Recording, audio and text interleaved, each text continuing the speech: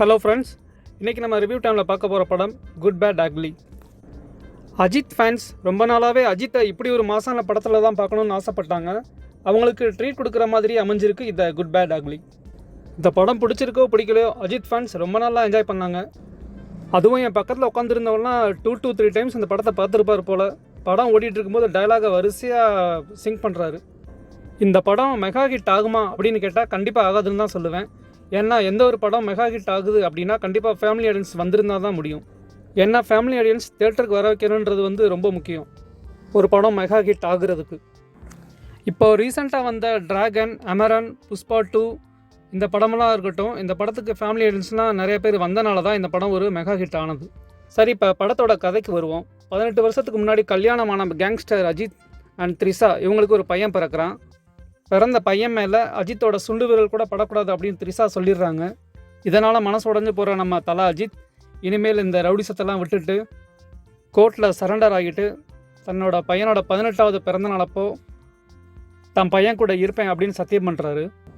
அது என்ன கணக்கு 18 வருஷம்னு தெரியல. இவர் நினச்சா 5 இல்லைன்னா 10 வருஷத்துலேயே வந்திருக்கலாம். ஏன் உடனே கூட தன்னோட கேங்ஸ்டர் தொழிலை விட்டுட்டு ரவுடிசத்தெல்லாம் விட்டுருக்கலாம். ஒருவேளை லா ரூல்ஸில் 18 வருஷம்னு இருக்குமோ என்னமோ.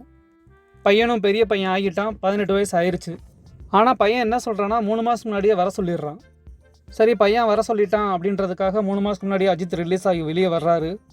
அப்படி ரிலீஸ் ஆகி அஜித் வெளியே வரும்போது பையனை காணோம்.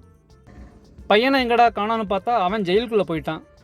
த்ரிஷா 15 வருஷத்துக்கு முன்னாடி ஒருத்தனை ஜெயிலில் போகிறாங்க. அதாவது நம்ம வில்லன் அர்ஜுன் தாஸ் அவளை ஜெயிலில் பிடிச்சி போடுறாங்க. ஸோ அதுக்காக த்ரிஷாவோட பையனை ஜெயிலுக்குள்ளே போடணும் அப்படின்றதுக்காக அந்த அர்ஜுன் தாஸ் ரிவெஞ்ச் எடுக்கிறாரு.